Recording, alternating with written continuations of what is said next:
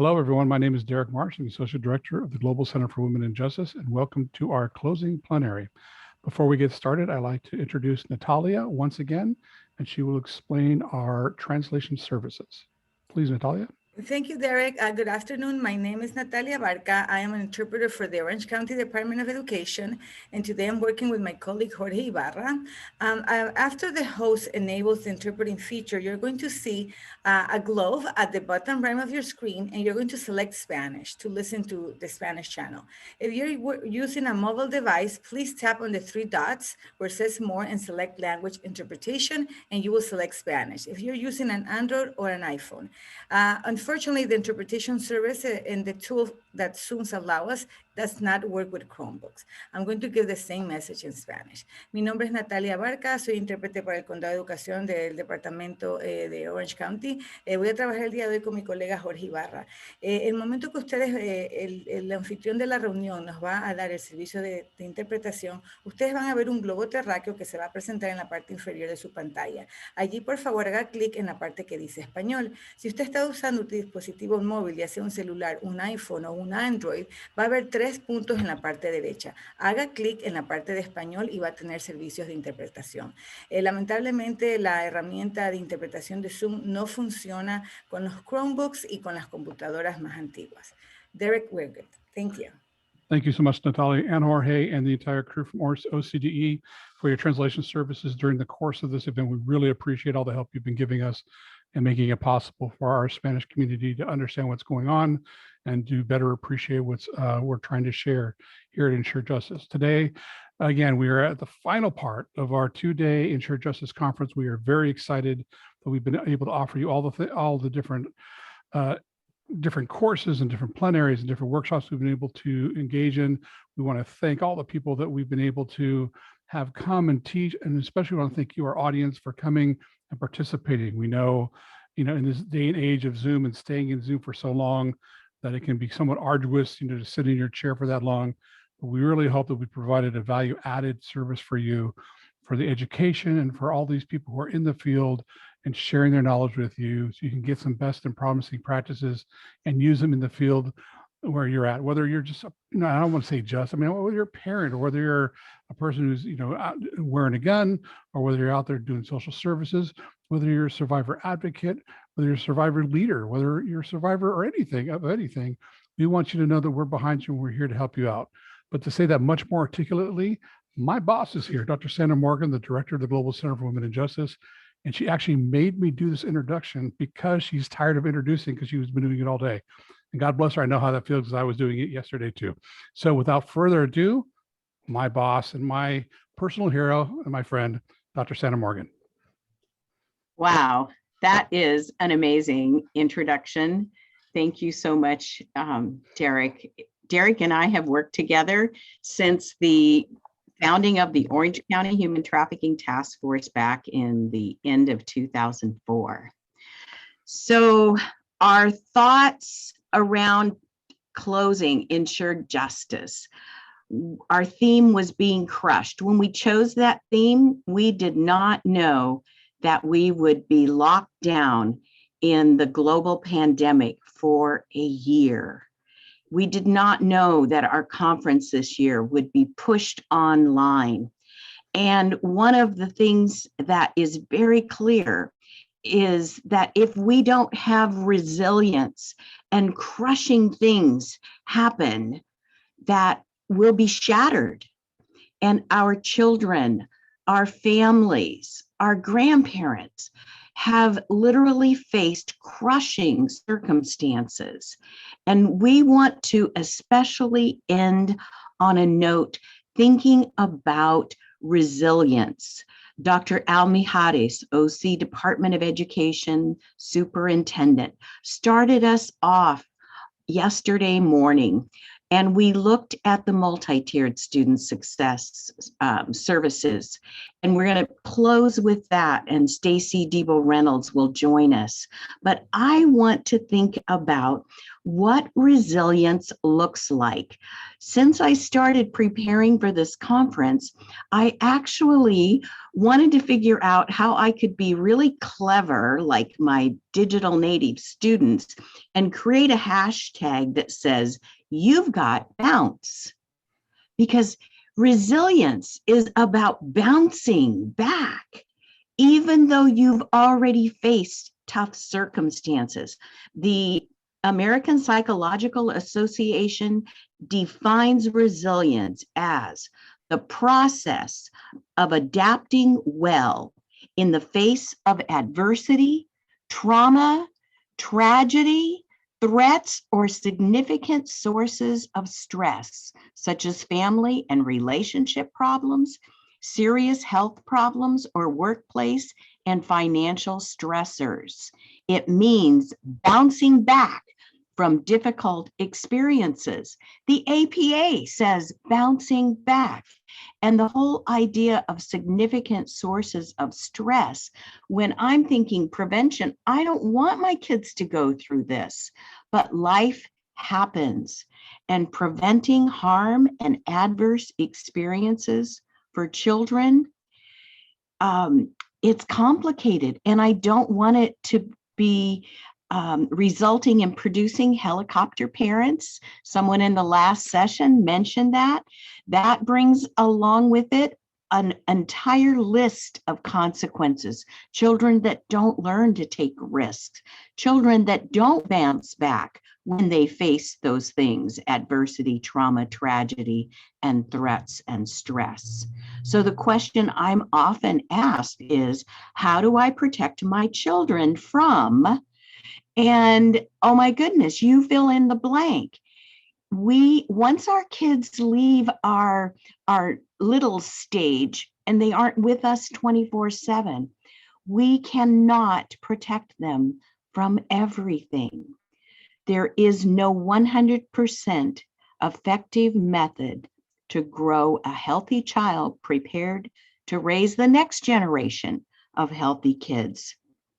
So how do we approach that?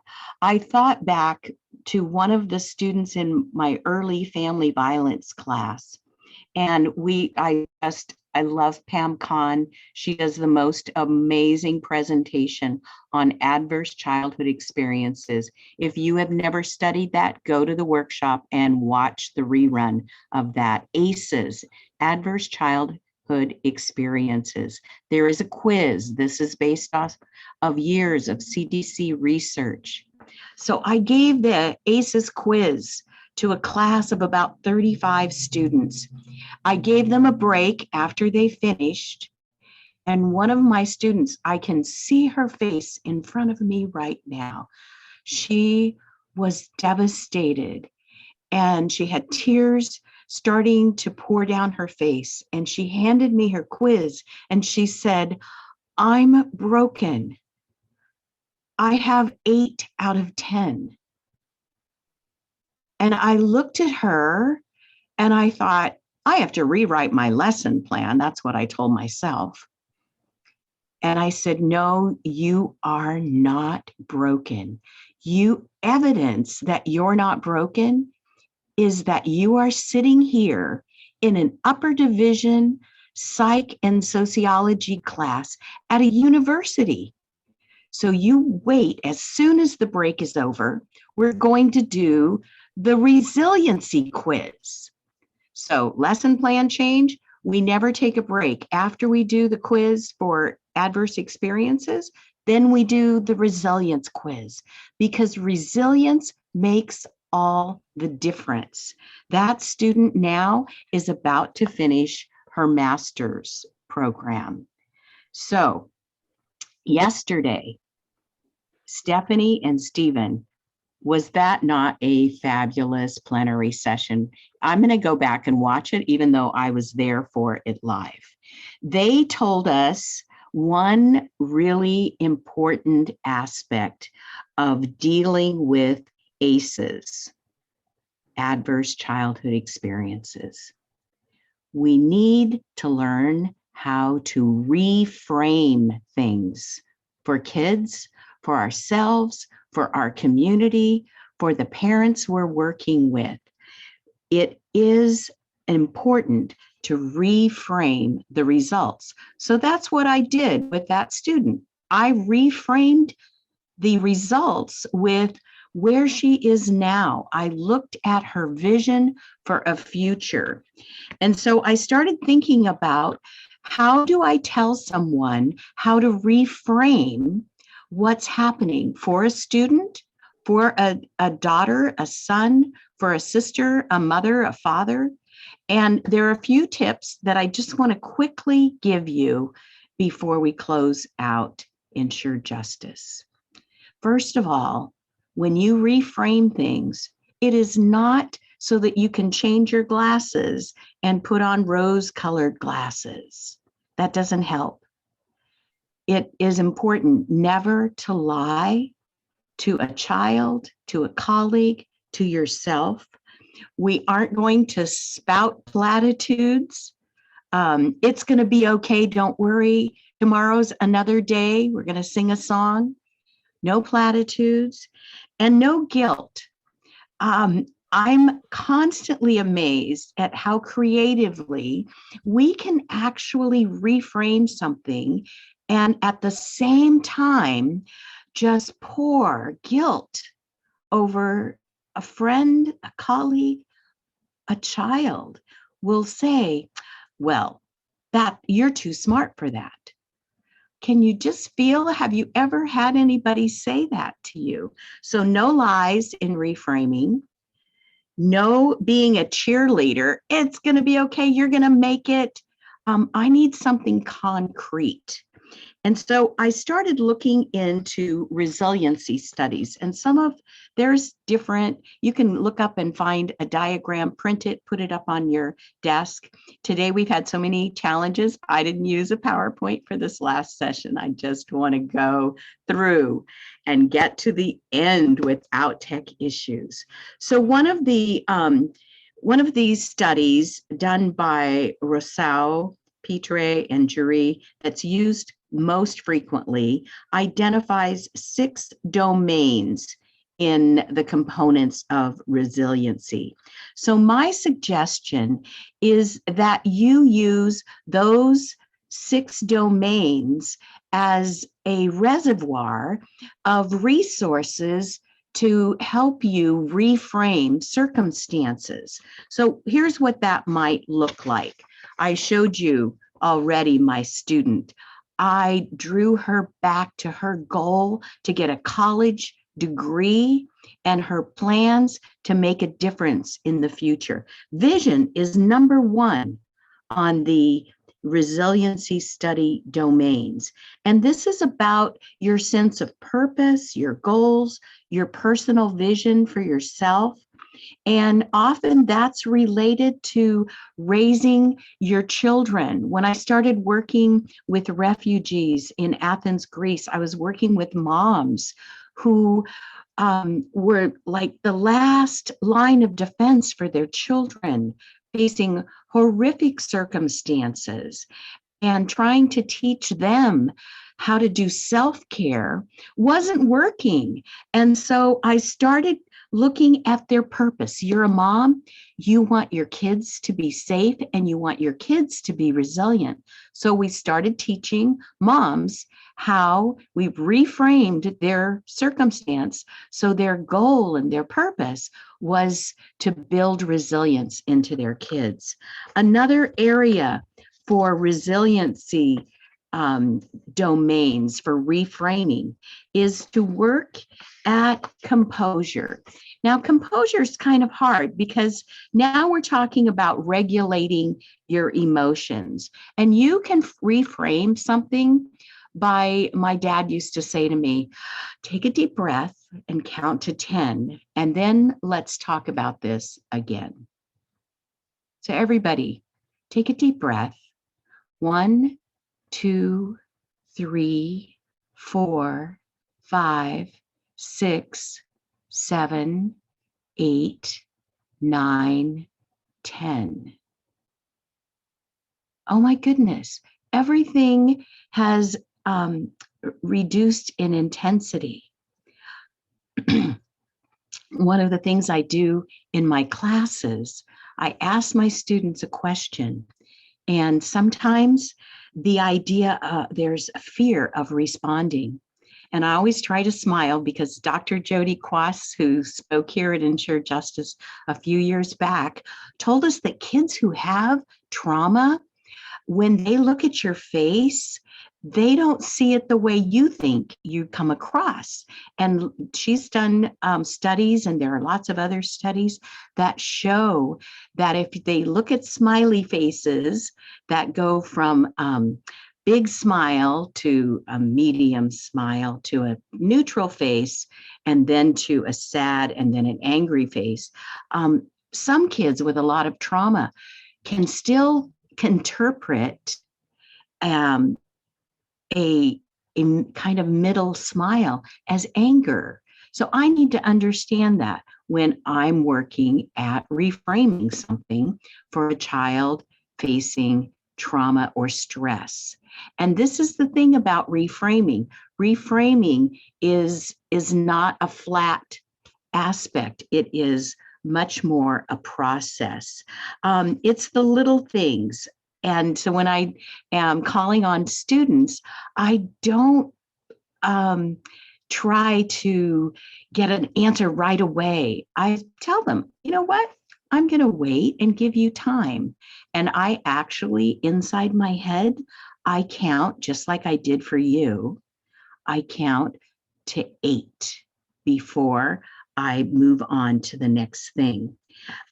Because, you know, if my boss comes by and says, I need to ask you a question, my heart rate goes up, my blood pressure goes up. I need a moment to regulate. Another way to reframe is through looking at logic. Okay, so what are the resources we have to deal with this? Oh, well, so we're not going to just panic. Thinking about problem solving. How would you address that? I'm not going to be the fixer. Remember what Alicia said. How would you address that? What are the resources?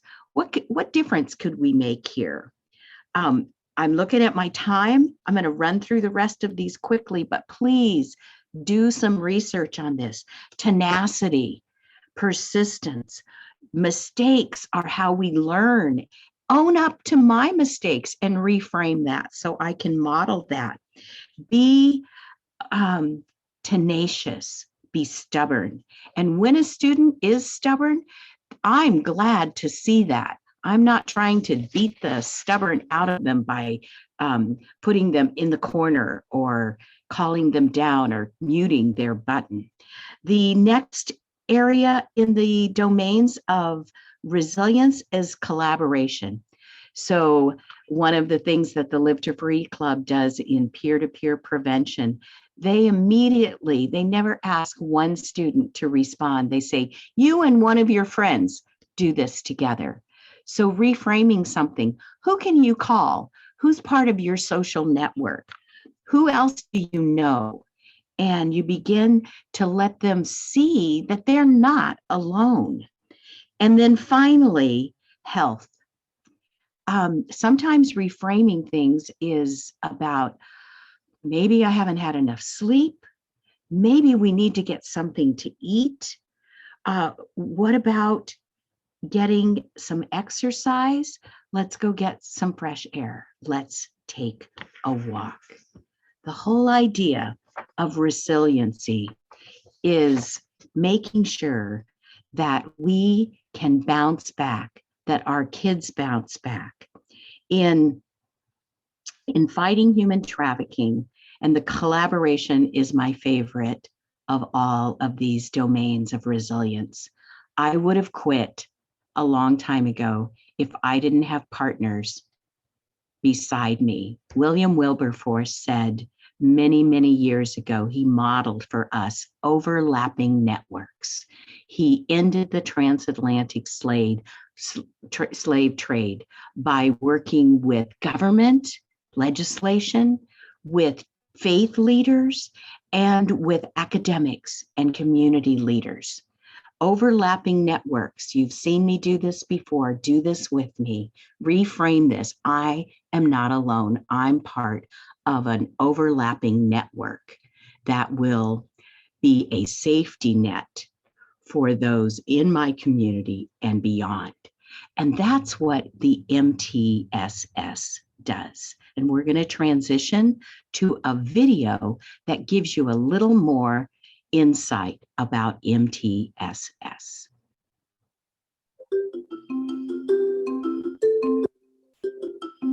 Hi there. Let's take a quick moment to talk about something you're probably already hearing about, MTSS. What is it, you ask? Well, MTSS stands for Multi-Tiered System of Support. I know, it's a mouthful. Let's break it down. California's Multi-Tiered System of Support is a framework designed to help districts and schools address each and every student's academic, behavioral, and social emotional needs. I know. You're thinking, sounds great. But what is this? How does any of this even work? Well, let me try to answer that. MTSS realigns numerous state, regional, county, district, school, community, and family resources to provide all students challenging and motivating coursework, along with the opportunity to learn in the most inclusive and equitable learning environments possible. As part of that, proven existing programs like positive behavioral intervention and supports, restorative practices, and response to intervention have been integrated into MTSS. In short, it's about taking all the best practices and resources built up over the years and streamlining them so that every student can benefit from all the tools at educators' fingertips. Let's break this down a little bit more. At its core, MTSS uses proven evidence-based priorities and practices to provide universal support to all students. But we know some students behave and learn differently and may require supplemental support in certain areas. Finally, a few students may need even more intensified support to meet their needs. Oh, come on. These levels of support are available to all students. For example, a student might be doing great academically, but need additional support in social emotional development, or vice versa. Or maybe they only need additional support with learning in math. The system is flexible to what each student requires, and educators will be constantly assessing where their pupils are in each key area. So, what kind of impact can a multi-tiered system of support have? Well, schools can use the MTSS framework to increase attendance, lower dropout and disciplinary rates, improve school climates, and boost academic performance. Because MTSS builds on the strengths of each school's staff and signature programs, it won't necessarily look the same at each school. But common features include collaboration, the use of data, differentiated instruction, and targeted interventions that kick in before a school or student is failing. MTSS is now being scaled up statewide, marking an important step in California's drive for continuous improvement.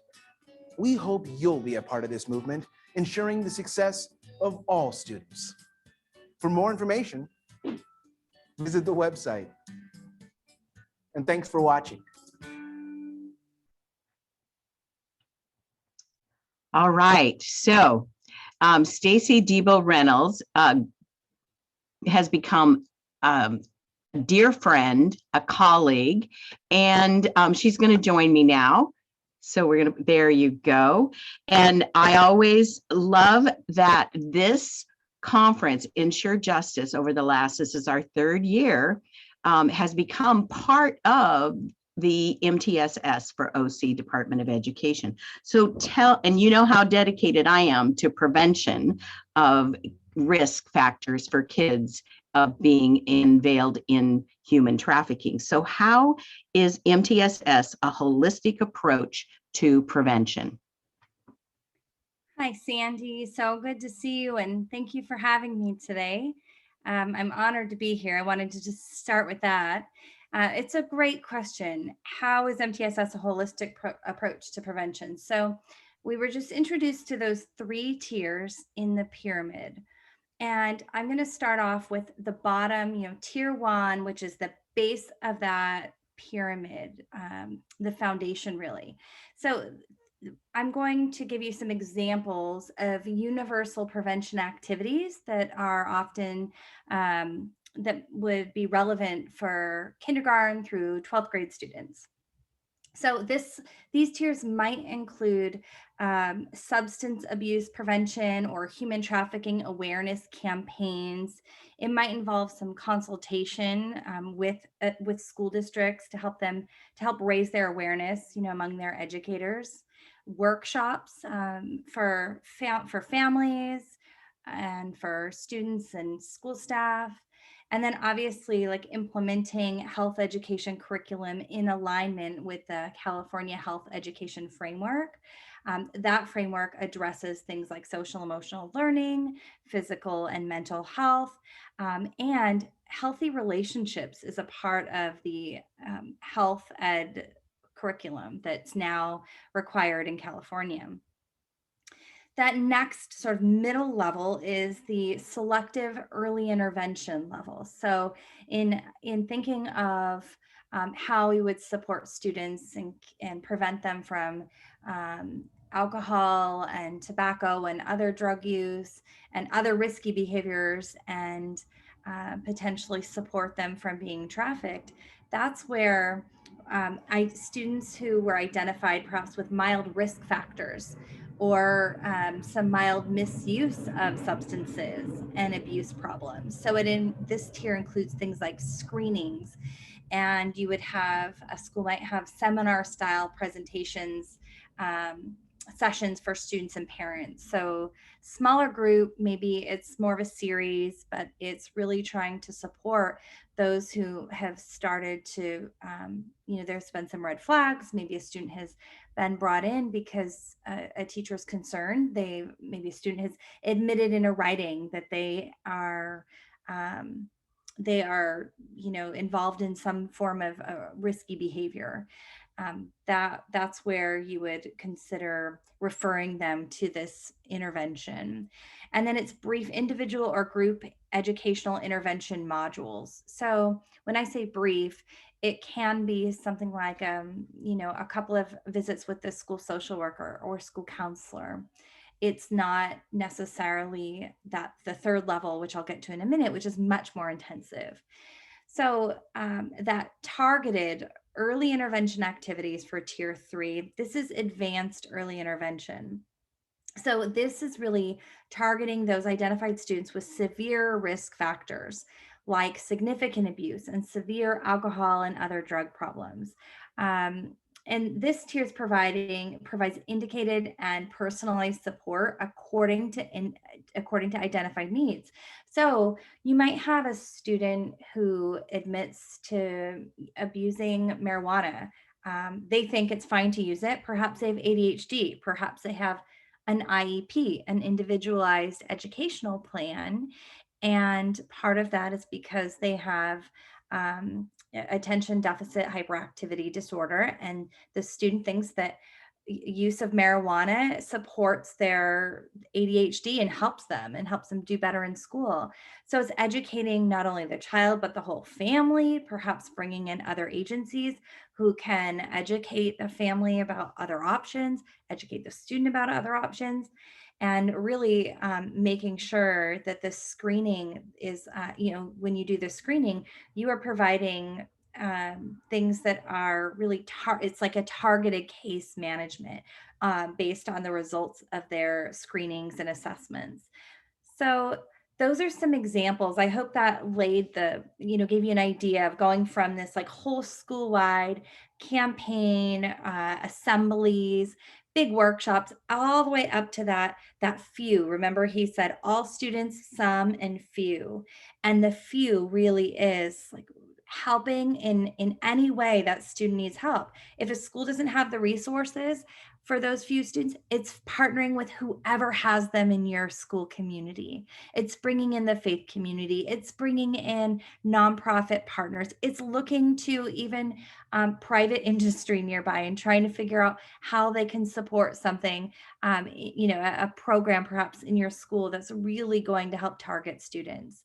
So Sandie, did that give, do you think, a sufficient picture in the correlation between MTSS and an approach to prevention? Oh, Sandie, you're on mute. So I want to. All right, there we go. Yes. No, that's really great, Stacy. I think it's really important for our communities to understand that it's not us and them, the school and the community, but we can actually engage and get involved. I'm in Santa Ana, and I'm very involved in Santa Ana Unified School District. And shout out to Sonia if you're watching right now. She's the assistant superintendent over there.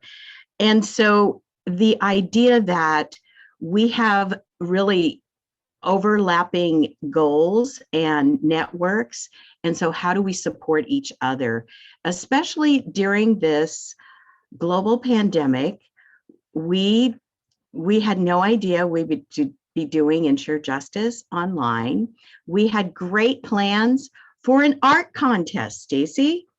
And students weren't in their classes and didn't have paper and crayons and a place to turn things in.